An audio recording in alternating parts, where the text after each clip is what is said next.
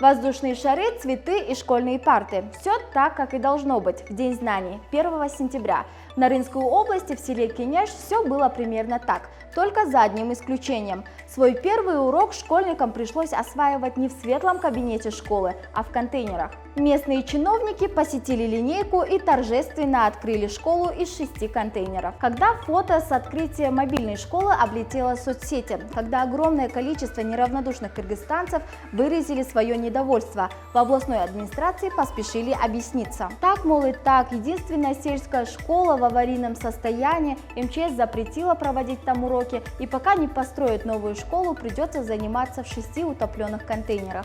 Пока чиновники ремонтируют старое здание, неравнодушные кыргызстанцы решили методом Ашара построить новую школу. И коротко о главных новостях сегодняшнего дня. Министра образования и науки освободили от должности. Өмурбека Бабанова снова вызвали на допрос. Арест Алмазбека Атамбаева признали законным. Подробности этих и других новостей читайте на сайте sme.kg, а также подписывайтесь на наш канал и будьте в курсе всех событий.